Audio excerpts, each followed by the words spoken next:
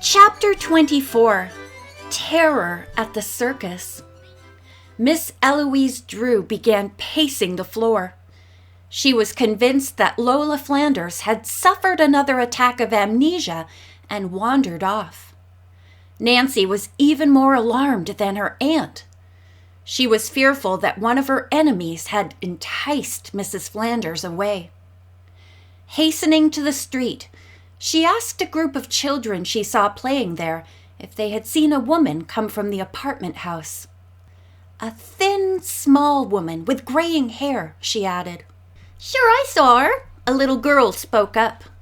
She got in a taxi and went off. Was anybody with her? Nancy asked. The little girl said that a woman with curly blonde hair and very red cheeks had come from the apartment house with the woman, and they had gone off together. Did you happen to hear them say where they were going? No, I didn't, the child replied. Nancy's first thought was the Hotel Coles. She wanted to go there at once, but recalling Captain Smith's advice, decided to phone him and ask the police to make the investigation. A few moments later, the police captain called and reported that the young dancer who called herself Lola Flanders had not been at the hotel since she had registered. Suddenly, an idea occurred to Nancy. Consulting the classified telephone directory, she made a series of calls to theater booking agents and restaurants that employed dancers. The list was long, and she was kept busy for an hour and a half. At last, she was rewarded, however. Millie Francine was employed at the Bon Ton nightclub. Nancy wondered how she could get in touch with the dancer. Even if she knew nothing about Lolita's mother and her possible kidnapping, she might be able to give her a lead to the guilty party. As the girl detective sat thinking, the bell rang. She ran to the door, hopeful that Lola Flanders had returned. Ned Nickerson stood there, grinning. "I know you didn't expect me," he said, stepping into the apartment. "I hadn't left New York yet, and when I telephoned earlier to find out if by any chance you were back, I was certainly delighted to hear that you had returned. So here I am." Nancy stared at him in surprise. The strange look on her face made Ned ask, "Aren't you glad to see me?" "Oh, yes, Ned," Nancy said hurriedly. "But we're in the middle of a new mystery. Who answered the phone here when you called?" "I don't know. Whoever she was told me that you and your aunt had gone out for a few hours." "Ned, that was Lolita Flanders' mother!" "At least I think it was," she said, upon second thought. "What else did she say?" "That if I wanted to see you, not to come for a while, because nobody would be here." "She said that?" Nancy asked in surprise. "Go on, Ned," she urged. "There isn't any more to tell." "Well, wait a minute," he said suddenly. "It seems to me she did say that she was going out too." "Did she say why?" Nancy asked quickly. Ned said the woman had mumbled something. It could have been that she was going to meet her daughter. "Oh, Ned," said Nancy. "It's just as I feared. Lola Flanders has been kidnapped." "What do you mean?" he asked. Nancy told him the whole story and then said, "Ned, you and I are going to the Bon Ton as fast as we can get there." "Well, I'm glad to have a date," Ned said. "But would you mind telling me why you've picked out that second-rate place? Besides, it doesn't open until evening." Nancy was disappointed. Valuable hours would be lost in her search for Lola Flanders. Presently, she said hopefully, "Ned, often the girls who perform in those places have afternoon rehearsals. Let's go over there anyway." On the way, another idea came to Nancy. She told her companion that should it be difficult to get into the place at this hour, she was going to ask for an interview as if she wished to obtain a job there. This seemed the most feasible way of getting in to talk to Millie Francine. Ned scowled at this proposal. Nancy laughed and said, "Oh, Ned, do stop worrying." To Nancy's delight, there was no doorman on duty, and the Bon-Ton was open. As she had predicted, a rehearsal was going on. She sat down at a table in an obscure dark corner and watched. It was not difficult to identify Millie Francine, because presently a director called out, "Millie, what's the matter with you? Your voice sounds as if you'd been eating gravel." It was not difficult to identify Millie Francine, because presently a director called out, "Millie, what's the matter with you? Your voice sounds as if you'd been eating gravel." Millie Francine proved to be a better dancer than singer, but she was nervous, and when her part in the show was over, she sat down at a table not far from where Nancy and Ned were seated. They rose and went over to sit beside her. Looking straight into the dancer's eyes, Nancy asked in a low tone, "Where have you hidden the real Lola Flanders?" Millie Francine fell back as if someone had struck her. It was several seconds before she recovered her wits. Then she asked who Nancy was. "I'm a detective and I know all about you," Nancy replied. She gave the girl enough of the story to convince her. Millie Francine had begun to shake with fright. She declared she was an innocent party. "I used to work for Circus," she said. "Mr. Croon knew I needed money. When he suggested that I could earn some extra cash by pretending my real name was Lola Flanders, I said I would." Millie Francine said she had been paid well by Croon and Mr. Tristram, the owner of the agency. "I didn't see any harm in the pretense," the dancer said. "But what about the mail that came to you in care of the agency?" Nancy asked. Millie Francine's eyebrows went up. She said she had never received any mail there.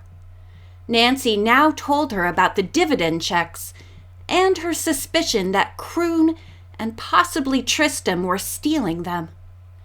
The dancer began to weep. She insisted that she had done nothing wrong and did not want to go to jail. "I don't think you'll have to go to jail," said Nancy, "providing your story is true, and it will help a lot if you will tell us where Lola Flanders is right now." "I don't know. Really, I don't," said Millie. "The agency busted up, you know." Nancy asked if Millie knew where the Tristrams lived. She gave them an apartment house address and said that perhaps Lola Flanders was there. But Nancy had already thought of this. "How soon will the rehearsal be over?" Nancy asked the dancer abruptly. "I'm all through now," the girl replied. "In that case, I'll go to your dressing room and wait while you change. Then you're going with us to the apartment." At first, Millie Francine demurred, but Nancy was fearful the dancer might telephone the apartment and spoil everything. "The easiest way to prove you're innocent," said Nancy, "is to face those people." "I never thought of that," the dancer said, and willingly let Nancy accompany her to the dressing room. 20 minutes later, the three set off in a cab. Unbeknown to Nancy, Ned had telephoned Captain Smith and asked that a policeman meet them at the apartment house. Upon their arrival, they found him waiting. Nancy suggested that Millie Francine call up to the apartment that she was there, but not to mention that she had other visitors with her. The dancer did her part, and the front door was open to them. They rode up in the elevator to the 3rd floor and made their way to the Tristram apartment. Millie rang the bell. The door was opened by a woman with curly blonde hair, whom the dancer called Mrs. Tristram. The 4 callers burst in. "What does this mean?" Mrs. Tristram cried. While the policeman stood guard at the door, Nancy and Ned hurried inside to look for Lola Flanders. They found her in the living room, talking to Mr. Tristram. "Oh, Nancy!" Lolita's mother cried out. "It was dreadful of me not to have left a note. These kind people got in touch with me, and we were going to leave in a few minutes to see my daughter." "Mrs. Flanders," said Nancy, "these people are not kind. They have practically kidnapped you. They have been stealing your money for years. They never intended to take you to Lolita."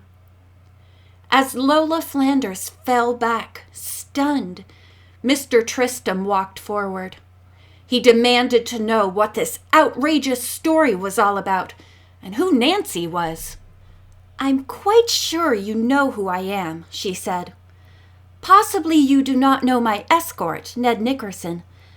And in case you do not know the policeman at the door, I suggest that you meet him quietly." Suddenly, Tristram's eyes blazed, and he became virtually a madman.